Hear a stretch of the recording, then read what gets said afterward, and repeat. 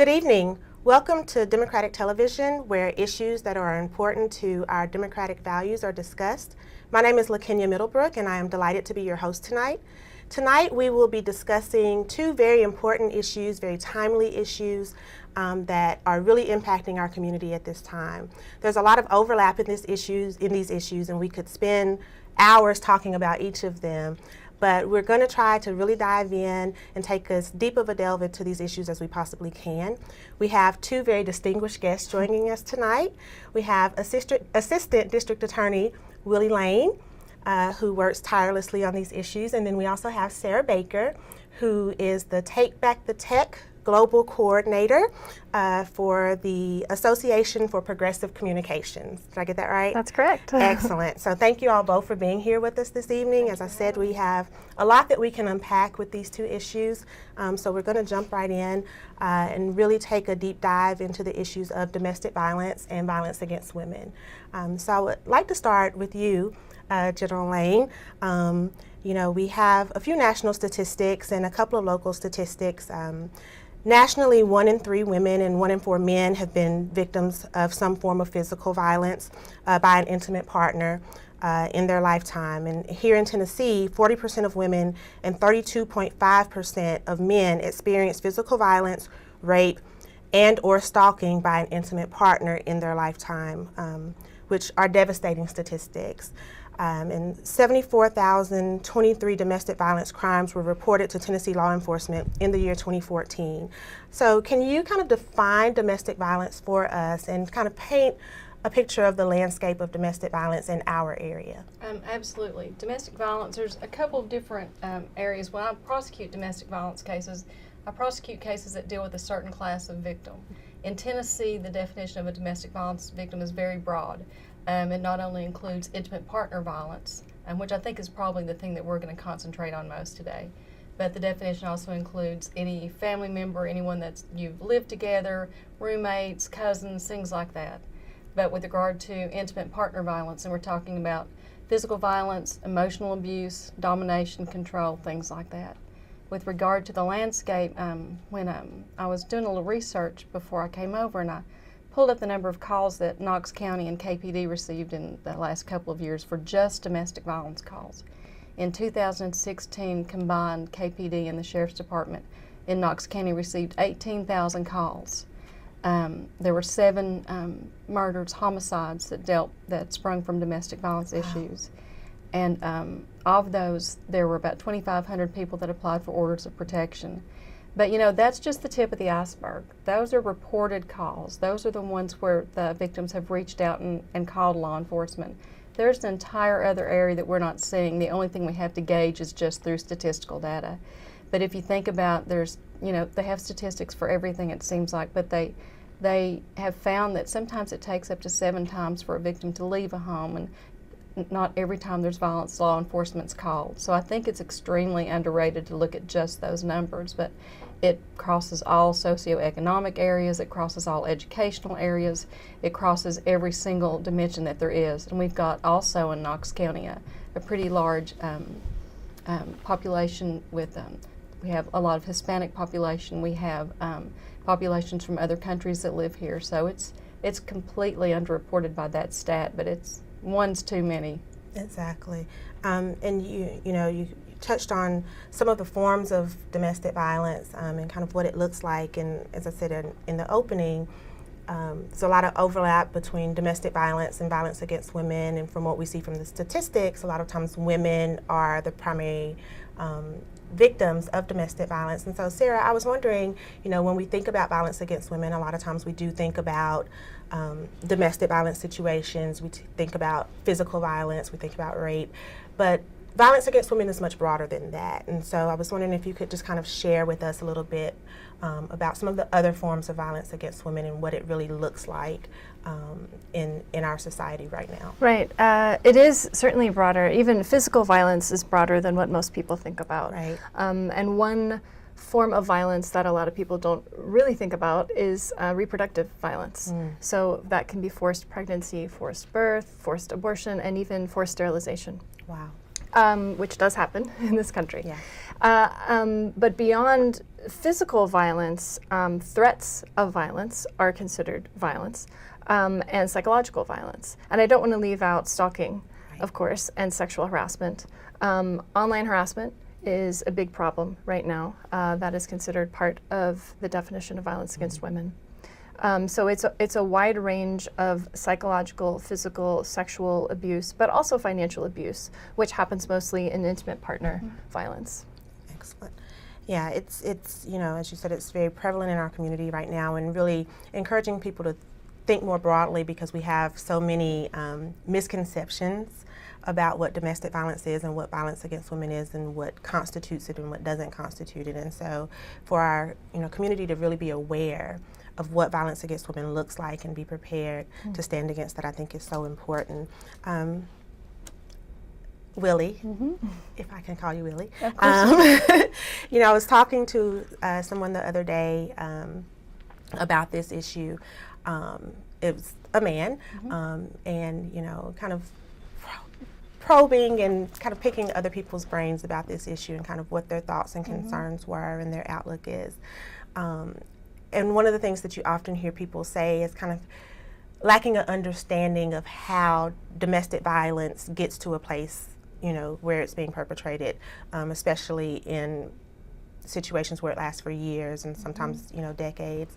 Can you talk a little bit about the cycle of violence and how we see these behaviors escalate in relationships? Well, there's a couple of theories with regard to that, and I think mine might be a little different than most. Yeah. There is absolutely a cycle of violence. There, in some situations, you've got a relationship where it begins and there's no violence, and then there begins an escalation. It begins with threats and with maybe just tearing someone down emotionally and causing them to feel as though they are not worthy. And then it escalates into physical violence. And then there may be, after the physical violence, this period of time where there's apologies, and this is called the honeymoon phase. They do everything they can to make sure that everything's okay, and then it escalates again and again. And I absolutely believe that there's a cycle of violence in some situations. But I think a lot of times when we concentrate on the cycle of violence, we might lose sight of the situations where the first act of violence is a homicide, or the first act of violence is just a horrible event. And if you concentrate on, well, I'm not in a dangerous situation because I don't fall within this category, I think you might lose or miss some danger markers of the situations that can spring out of nowhere. There are situations that you wouldn't necessarily have thought that a violent act was about to happen. So what I've learned after 21 years of doing this is it's all shades of gray. I mean, there's cycles of violence, there's situational violence, there is battering that comes from a variety of reasons, but clearly each one of them has to be looked at specifically for what that relationship is and just what the categories are for that, because once you start to compartmentalize, I think you can make people feel safer than they might actually be. Right. Yeah. And I think one of the things that you guys both mentioned kind of early on is the fact that these are issues that cross all demographics. It's not, a specific economic circumstance or, confined to certain racial boundaries. It crosses all different boundaries and all different types of people. And I would love, Sara, to kind of hear your thoughts about the broader impact on the community of domestic violence and violence against women generally, and kind of thinking about it beyond just how it impacts that specific victim, which is horrifying and vicious in and of itself, but the impact on the broader community. I'm sure that there are economic impacts or educational impacts. And certainly, the impact is tremendous. Across the United States, communities lose $8 billion a year due to domestic violence, just domestic violence alone. I mean, that's a huge financial cost, and that's just one form of violence. That doesn't take into account the cost lost to sexual assault and a wide variety of other forms of violence, especially psychological violence, because a lot of times with sexual harassment and online harassment, people leave their jobs or lose their jobs. But other problems are, one thing is when kids grow up seeing violence, they are likely to inflicted on other people as they get older. So it has a generational effect. But one big impact that I want to talk about right now actually is the relationship between domestic violence and mass killing, which is all over right now. all over the news right now. So in the past, I mean, it seems like lately every time this happens, a few days later we then find out that the shooter had a history of domestic violence.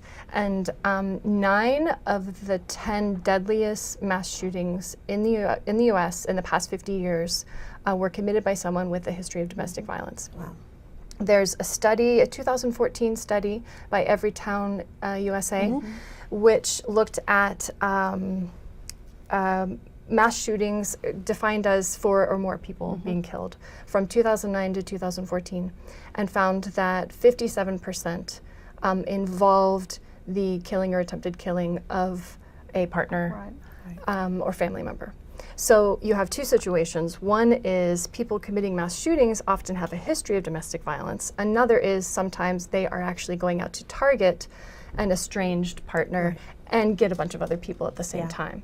So that's a huge impact that we can't ignore right now. Yeah, and that kind of flowed right into what my next question was going to be in terms of the impact of violence on extended family, on extended community, and how we see that playing out in our community. I mean, I know that, just not too many years ago, we had a mass shooting incident right here in our own city that was related to domestic violence. And you talked about kind of the generational impact and how it impacts children in the long term. But Willie, I would be interested to hear kind of your take also on the broader impact of domestic violence on family, extended family, and communities, and what some of the risks and dangers are, to kind of expound on what Sara was talking about. Oh, just exactly what she was talking about, and unfortunately, like you said, it is horribly timely that we're having this conversation, because anytime there's firearms, weapons, and things like that are involved, of course, the mass shootings and firearms and domestic violence go hand in hand. So the impact on the community, and especially what you're talking about, children. I've done this long enough now that I'm actually seeing daughters of victims that I'd had 15, 20 years ago. Or, I'll see a name and I think, that name sounds familiar, and it will be someone's son that's in the jail dock, and I'd prosecuted his father. Right. So, and also the impact on law enforcement. It's the most dangerous calls that they go to. So law enforcement, and when you see the loss of lives in law enforcement, a lot of times it's going to be in response to a domestic violence call. Shootings that take place at workplaces, communities that are, affected by this, that poor community in Texas that has lost such a large percentage of their children and their loved ones, and it all comes back to someone that has a history of domestic violence. Yeah, if I could just add, when we talk about domestic violence in particular, I think a lot of people think of it as a private problem. Right. That's their problem. I don't need to get involved in that. But I always try to say to people that if there's violence in your community, there's violence in your community, no matter who's doing it or who it's being done to. If my neighbors have a domestic violence situation, then there's violence in my community. And it does eventually spill over a lot of the time, as Willie is saying as well. And oftentimes these people, they practice and perfect their violence at home before they take it out on others. And I'm sorry if I could just throw something else in there. In our office, a lot of times victims are not either emotionally ready to prosecute, physically don't show up in court, come to court and ask us not to prosecute. And we try to do something called evidence-based prosecution, where we go forward not forcing a victim to testify, because that's not a situation that we put ourselves in or put that victim in. But whether or not we can build a case without the victim's participation if she's not ready yet. And I say she when 85% of batterers are male, and the victims that I see, that's just the vernacular that I use, but of course men can be victims and are victims as well. But when we go into communities and we're dealing with, we're doing trainings, and people will ask, well, why will you prosecute a case if the victim doesn't want to? Then exactly what you said. It's not just the effect on that victim, it's the effect on the children, it's the effect on law enforcement, it's the effect on the co-workers, it's the effect on the community as a whole. It's not that victim's problem, it's the community's problem. So you're sending messages to the victim, you're sending messages to the batterer, but you're also sending messages to the community to get involved and we can do something about this. Yeah, and to that point, I think that that's something that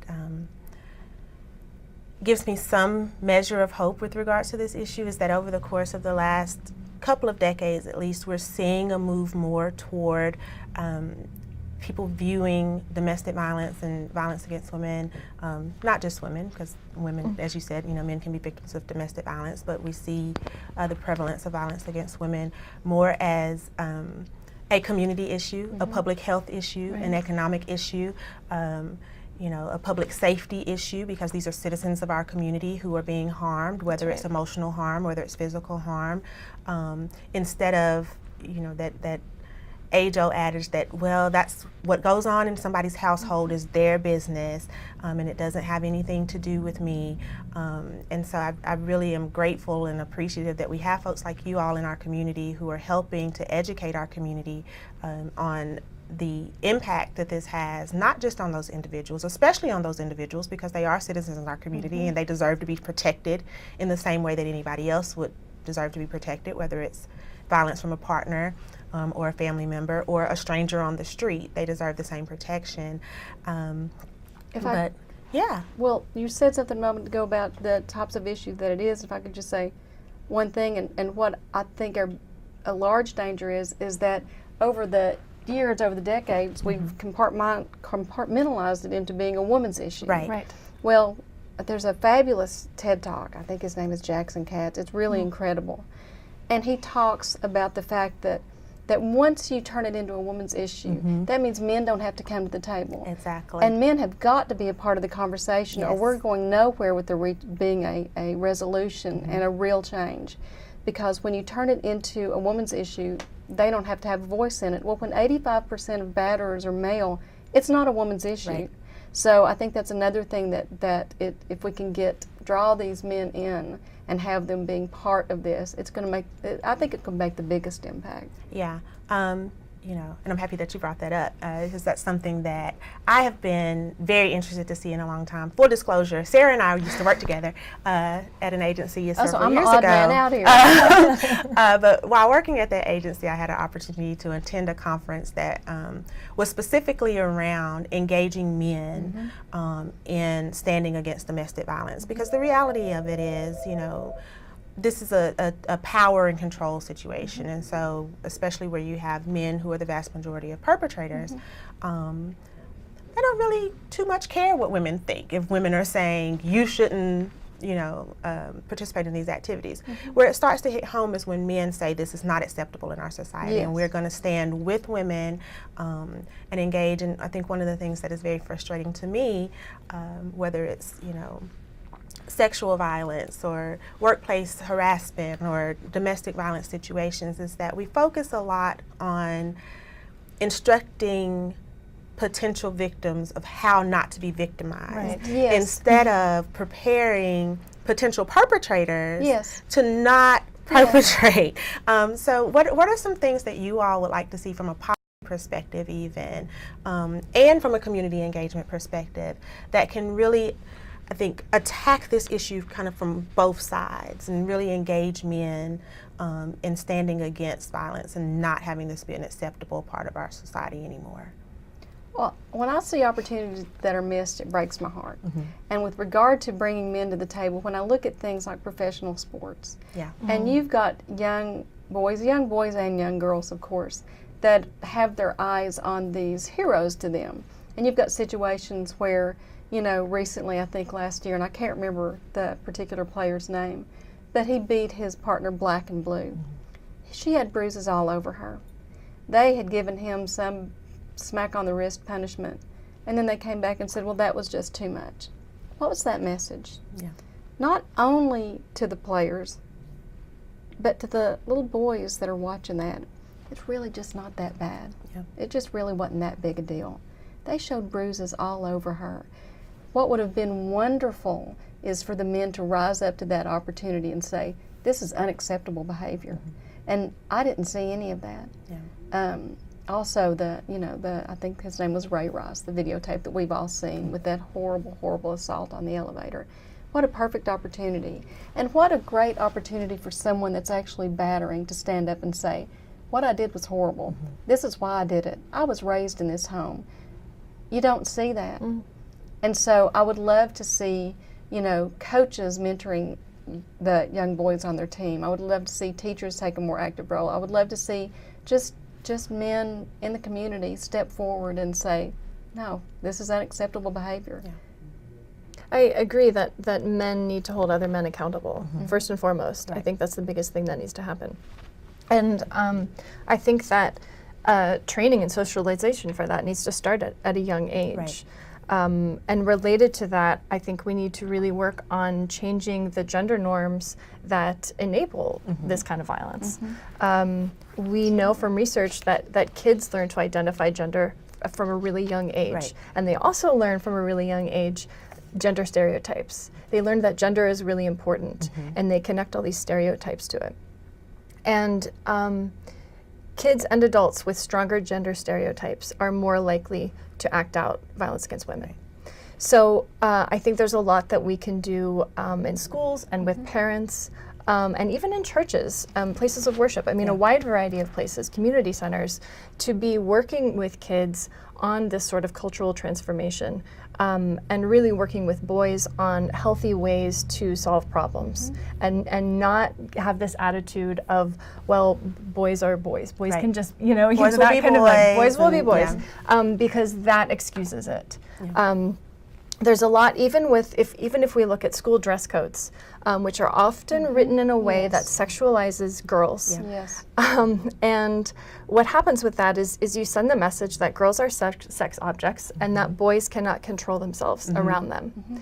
And so that leads to the kind of thinking that enables boys and men to think that they can have access to women's bodies whenever they want. So I think some changes like that are critical. I would also like to see, since we talked a little bit about the relationship between domestic violence and gun violence, some stronger gun regulations. One thing that's really interesting is in states that have background checks for all gun sales, 38% fewer women are killed by guns from an intimate partner. I mean, that's a huge statistic. Yeah, that's huge. That works. So we need to be doing that across the board in every state. And I was just going to follow up real quickly to one thing that you had said, as far as, you know, instead of teaching, you know, focusing on a victim, what they should or should not do with regard to being a victim. It's kind of like, you know, that sexual assault for 100 years. What was she wearing? And of course, why in the world we're shifting focus?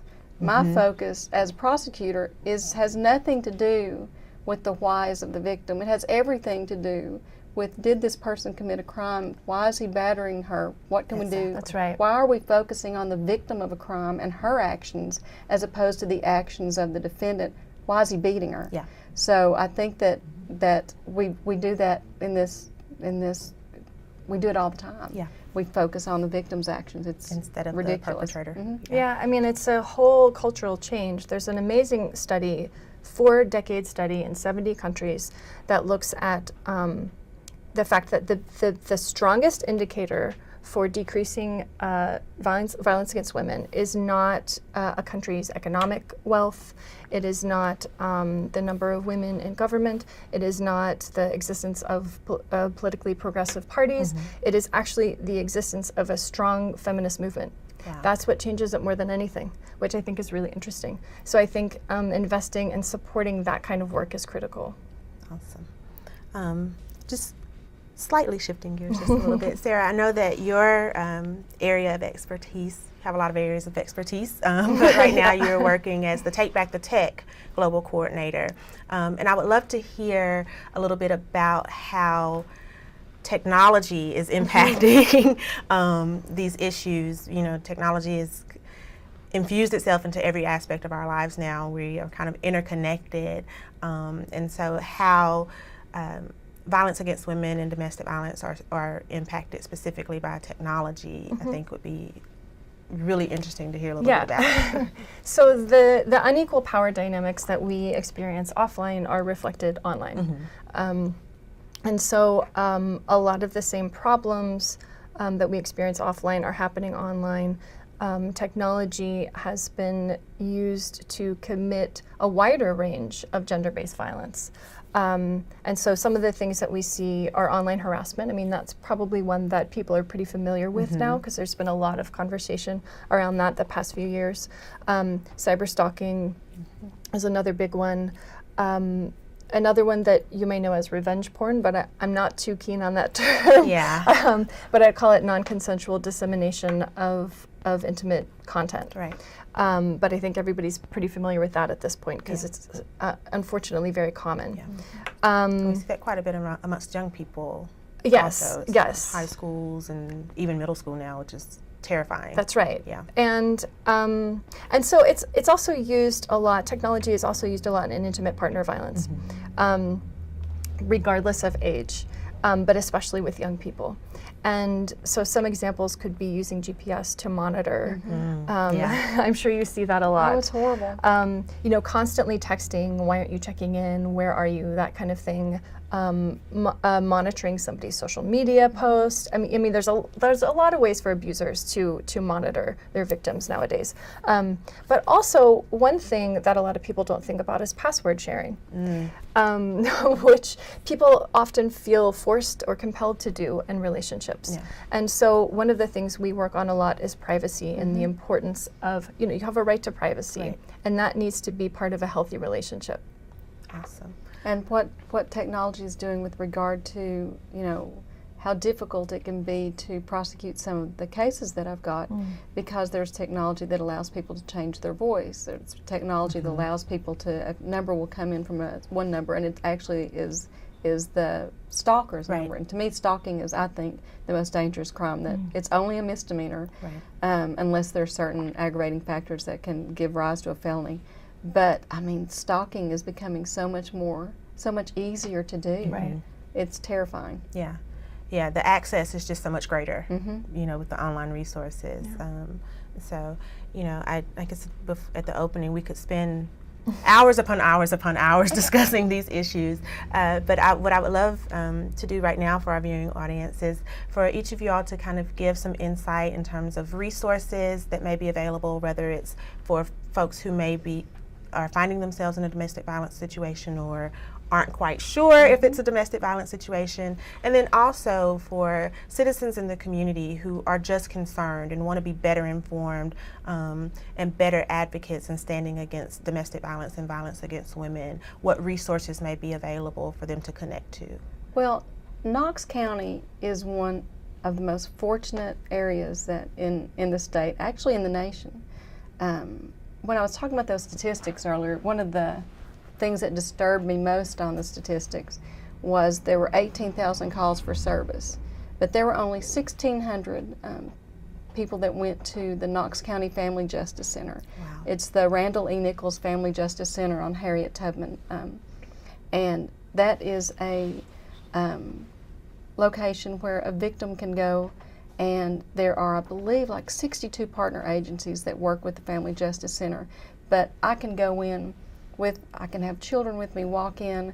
As soon as I go in, they will ask me what sort of resources I'm looking for. There's legal aid to help with legal issues. There's Helen Ross McNabb to help with mental health issues, counseling for the victim, counseling for the children of the victim, counseling for the little boys and girls that have grown up in this. There's the YWCA, the victims advocates there are absolutely amazing. We could talk honestly about the Family Justice Center for hours and hours. There are so many great people that are working there, and that victim can go, and it's a one-stop shop. You can get KPD, Sheriff's Department, you can get orders of protection, you can talk we have an office there. So I cannot just emphasize enough how fortunate we are that that's a huge resource for victims in this area. Awesome. Well, we would love to encourage all of our viewers to utilize the Family Justice Center, whether it's for informational purposes or if you are a victim yourself. I cannot thank ADA Lane enough and Sara Baker for coming and sharing all of this vital information with us. We hope that you will stay engaged and stay connected. And please, please, please join us again next week for another wonderful episode of DTV. And you can go to our YouTube page, DTV Knox, to catch up on any episodes that you missed. Bye, y'all.